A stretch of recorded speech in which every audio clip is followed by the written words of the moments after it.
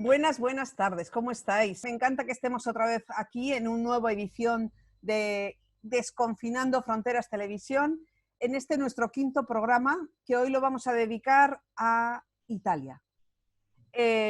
Contamos con nuestras compañeras de Caravana Migranti, que es una organización que fue creada en el 2014 y con la que compartimos viaje desde hace 2 años, cuando hicimos la caravana Abriendo Fronteras a Italia. El verano pasado realizamos la caravana Frontera Sur, Andalucía y Ceuta. También delegaciones de Caravana Migranti y Caravana Abriendo Fronteras han viajado juntas a la frontera de Túnez con Libia y a México con la caravana de madres de los desaparecidos en la frontera centroamericana. Yo soy Cristina de Ongi Etorri Refusatua y estoy encantada de saludar a las compañeras de Caravana Migranti, una organización que cree en la libertad de movimiento y en la creación de prácticas de interlocución e intercambio entre la realidad de la lucha y resistencia en ambos lados del Mediterráneo y América Latina. Frente a los números fríos, responden poniendo las historias en el centro, la voz de las y los testigos que buscan a sus familiares desaparecidos en la frontera y desaparecidas en la frontera. Viajar con ellas este verano ha sido realmente una experiencia conmovedora y movilizadora también. Ciao, bene, buongiorno, ¿cómo stai? Buongiorno, sto bene, encantada de estar aquí, gracias por la invitación. Y Benvenuta. claro, me había gustado abrazaros de persona, pero por la situación de la pandemia general no puedo, entonces mejor por lo menos que no podemos ver así. Cuéntanos, Marta, haz tu presentación. Sí, yo soy Marta, de Caravana Migranti, como dijiste tú antes, y hago parte de este grupo, de este colectivo en Italia. Soy también profesora de primaria aquí en Italia y bueno, más o menos esto. Y una gran activista que ya conocemos.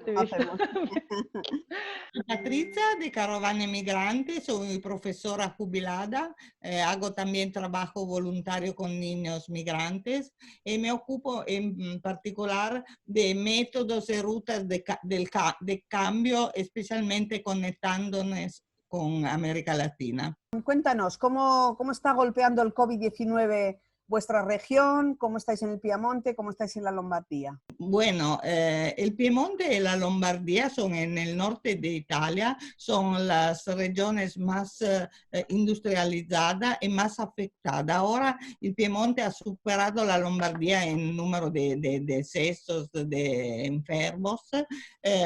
Hubo 2 o 3 gran problemas, porque el primer fue que en todas estas regiones, especialmente en la Lombardía, se privatizó la sanidad e en particular la medicina de base fue destruida, así que no estaban listos para esta pandemia.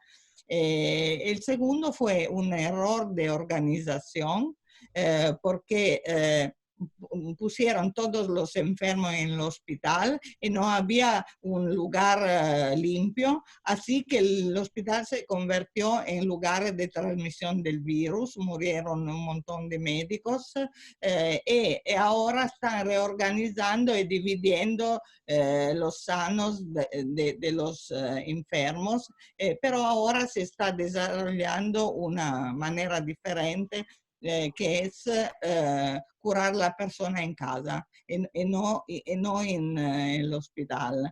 El tercer grande error fue que las industrias siguieron trabajando, así que se enfermaron un montón de personas y en algunas aldeas hubo 2, 3 muertos cada familia, el hijo, el padre, fue un desastre.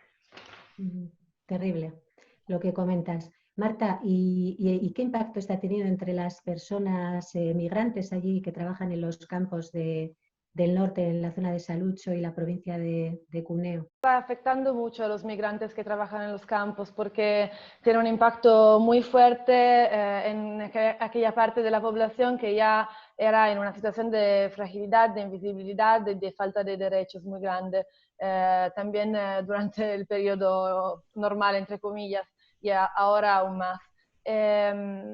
El problema es que la mayoría de las personas, de los trabajadores de los campos migrantes, se quedan ahora bloqueados en las chabolas, en los asentamientos chabolistas del sur de Italia, Foggia y Rosarno sobre todo. Y ahora en abril tendrían que moverse, normalmente se mueven en abril para el empiezo de la estación de la cosecha de los frutos pequeños en mayo. Pero están bloqueados ahí. Y otra parte de los trabajadores africanos que trabajan en los campos en provincia de Cuneo, en el norte de Italia, aquí en nuestra región, otra parte se queda en las grandes ciudades del norte de Italia, Milán, Turín, Roma. Turín, claro, queda más cerca, pero al mismo tiempo ahora estamos bloqueados cada uno aislado en su alcaldía, entonces no podemos movernos tampoco en la misma región. Y para ellos es grave esto porque no pueden alcanzar el trabajo. Y además la organización que reúne, que representa las granjas, las empresas agrícolas de toda Italia, la Coldiretti, quiere soluciones que no miran a los derechos de las personas migrantes. O sea que, por ejemplo, querían asumir en el trabajo a través de cupón de voucher personas italianas que son jubiladas, que están jubiladas o estudiantes o personas que perdieron su trabajo y quieren pagarles poco, porque además son partes muy frágiles de la población italiana también, o si no quieren hacer como, o sea, en lugar de, ellos dicen, como no podemos llamar a los trabajadores del este de Europa, ahora mismo lo únicos que pueden hacer este trabajo son los italianos que se quedaron sin trabajo o los estudiantes, pero no es así, porque además hacen una vez más el hecho de no dar visibilidad, de hacer como si no existieran miles y miles de personas, trabajadores africanos que ya están aquí en Italia, y en lugar de regularizarlos, de permitirle a ellos de tener un trabajo regular, de manera regular y segura, intentan buscar otras soluciones diferentes y están apoyadas por las administraciones locales, sobre todo de derecha y xenófoba, que apoyan a esta idea de favorecer a los empleadores, pero sin pensar a los derechos de los trabajadores. Otra cosa que sería según esta organización de la empresa agrícola, sería pagar a través de estos cupones que bajan toda vez, una vez más el derecho de los trabajadores. Entonces no puede ser una... En cambio, unas administraciones de izquierda, por ejemplo, están pensando en la solución de llamar a través de la... ¿cómo se llama? Del oficio de empleo, si no me equivoco. Oficina de empleo, sí. Oficina de empleo, sí.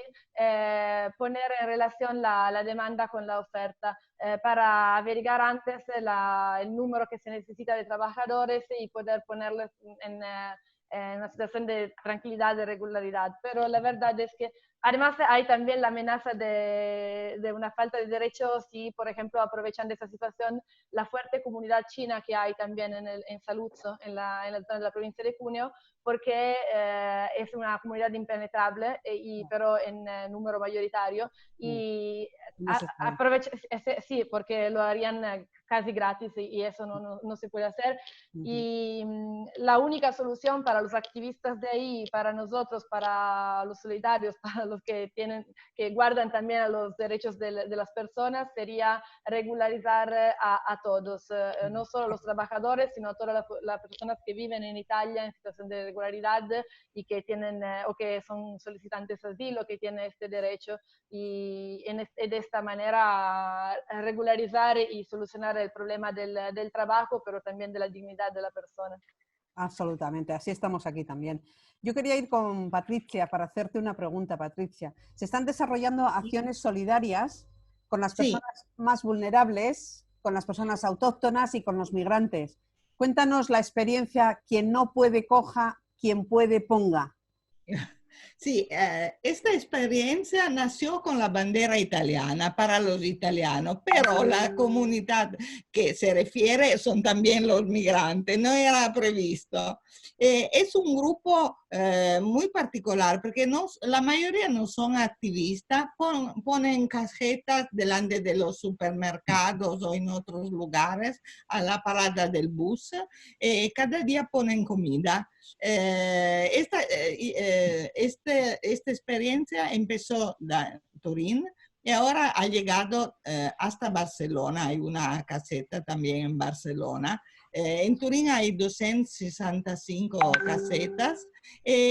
Tú tienes que ver cómo la gente cuida a estas casetas. Se transformaron.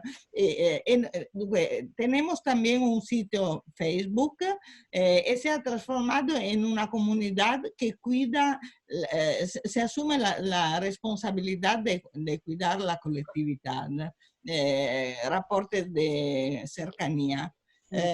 Este caseta es un lugar mágico porque es lugar de relaciones, es lugar de ternura. La gente se pregunta qué le gustará, ponen cuando llueve la cuidan, de perseverancia, porque hay también dificultades, hay que trae, se lleva todo, ¿no? ¿Se ha extendido mucho? ¿Se ha? La iniciativa se ha extendido a muchos lugares. Sí, tantísimo. Sí, 265 en Turín. Y ahora llegó hasta, en poco tiempo, será 15 días. Sí, ha involucrado también los migrantes. Y yo, por ejemplo, que me sentía sola porque estaba acostumbrada a relaciones, a trabajar para la caravana. Me sentía muy aislada y triste. Esto me da una energía vital muy grande, que también pienso que ayuda a los que ayudan a los otros. Hay personas que agradecen. Es verdaderamente, hay personas que transforman la rabia de cuando le tiran a la basura en creatividad. Es verdaderamente un buenísimo grupo. Y une también los migrantes, porque muchos son migrantes que no tienen trabajo ahora, que tienen muchos problemas. Así que... Muy bien. Sí, Bueno. muy de pausa. Un otro grupo pequeñísimo es los que cantan en los balcones, por ejemplo, de mi casa. Más de un mes que pongo música y hay personas muy diferentes, hay personas muy ricas, muy de derecha, hay de centros sociales y todos se unen en esta cosa y han dicho pues tenemos que encontrarnos, no sé si haremos solidaridad, pero se ha construido una pequeña comunidad que nunca se habría construido. Sí. Patricia, y ya se supone que Italia no es tierra segura para las personas. ¿Qué respuesta estáis dando desde los movimientos solidarios al cierre de puertos reciente que ha hecho el gobierno italiano? Sí, muy poco, porque podemos solo firmar llamados, que no logra mucho. Los migrantes ahora están completamente invisibilizados, no se habla de ellos como si no existían.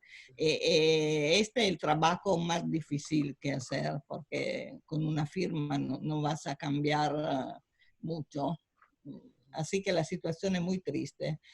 Los migrantes hay un barco que tiene migrantes, pues, después de la cuarentena le regresa a Libia. Un drama. También por el corredor de los Balcanes hay una situación terrible. Pero algunos se han enterado que si cuidamos a todos, podemos hacer trabajar, por ejemplo, los migrantes. Los que decían roban el trabajo a los italianos, pero ahora faltan y todos dicen, ¿cómo hacemos a recoger frutas? ¿Cómo hacemos? Y si no lo cuidamos, ¿cómo pueden trabajar si están enfermos? Claro. Así que puede ser, no sé, que alguien cambie su pensamiento. Marta, este cierre con el pretexto de la pandemia puede dar una política descarada de rechazo sistemático de las personas migrantes provenientes de África y de Oriente Medio. ¿Qué va a pasar a partir de ahora? Esto es nos da una preocupación muy grande porque la verdad es que nuestro miedo es que se utilice el pretexto, la justificación de la pandemia, de la emergencia sanitaria, para que se quede así también después de la pandemia, de la emergencia, esta situación de cierre, de bloqueo, de rechazo de personas. Ahora mismo, de hecho, las personas siguen paradas en la calle, siguen retenida en los CIES, en lo que aquí se llaman CPR, siguen así y siguen el tentativo de expulgar las personas, de enviarlas Además se ve en el mar, porque como decía Patricia antes, ¿no? Por ejemplo, ahora mismo la Italia la declararon como país no seguro, entonces cerraron los puertos y gracias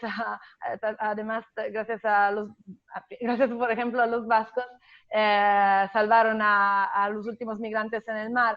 Pero la verdad es que aquí están intentando cerrar ahora sí con la justificación sanitaria, pero a ver si en el futuro se quedará así. Y esto nos da mucho miedo. Patricia, y en julio teníamos proyectada una caravana conjunta hacia los Balcanes y con la situación de pandemia en Europa y en el norte de Italia, que además planificamos recorrer, ¿cómo pensáis que podríamos reconvertirla para seguir impulsando pues, tanto la denuncia y la visibilización de lo que allí ocurre como para, pues eso, ¿no? para dar visibilidad, para seguir tejiendo redes?